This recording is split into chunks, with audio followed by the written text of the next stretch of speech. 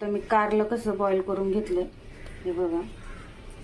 आता परत स्वच्छ असं पाण्याने धुवून घ्यायचे. तर मी एकदा धुवून घेतलं, तुम्हाला दाखवते. मी पाण्यात टाकून ठेवले. पाण्याने धुवून घेतल्यानंतरला छान असं याला ना असं पिळून घ्यायचे, जेणेकरून पाणी नाही राहिलं पाहिजे. तर आता इथे ना हे सुद्धा असं पिळून घ्यायचं मस्तपैकी. बघा मी सगळं पिळून घेतलं, सगळं पाणी निघलं पाहिजे याच्यातलं. तर आता हे बघा छान असं पिळून घेतलं. आता आपल्याला त्याच्यासाठी मसाला काय काय लागणार आहे ते आपण पाहूया. तर आता पाहू शकतो मी काय काय काढले.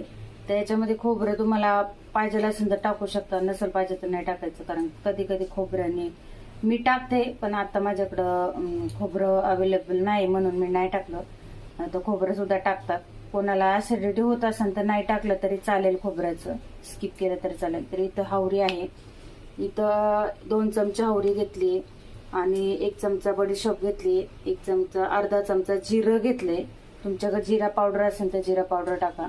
तर जिरं घेतले, शेंगदाणे घेतले, ते थोडेसे शेंगदाणे घेतले आणि धने घेतले. तर आता हे जे आहे ना सर्व हे भाजलेलं आहे. फक्त हे बाकी सगळं थोडंसं एक नॉर्मल 5 मिनिटं गरम तव्यावरती फक्त गरम करून घ्यायचे. आणि मग आपल्याला हे सगळं जे आहे ते मिक्सरला वाटायचं आहे. तर मी आता इथं तवा ठेवलाय. तवा थोडासा गरम झाला की आपल्याला नॉर्मली 5 मिनिटं फक्त भाजून घ्यायचे, जास्त जाळायचं वगैरे नाही. आणि इथं जो आहे थोडासा लसूण पण घेतलेला आहे. तर लसूण भाजायचा नाही आपल्याला, त्याच्यात लसूण कधीच भाजायचं नसतं. बदला लसणाची सगळी टेस्ट निघून जाते भाजल्यावरती. तर आता बघा इथं मी झालंय आता आपला बघा वास सुद्धा एकदम छान सुटायला लागलाय. जसा आपण सुक्या वांग्याला वगैरे मसाला बनवतो ना, तो कलोंजी मसाला असा असतो. तर बघा आता छान असं आपलं थोडं थोडं ब्राऊन व्हायला लागलंय.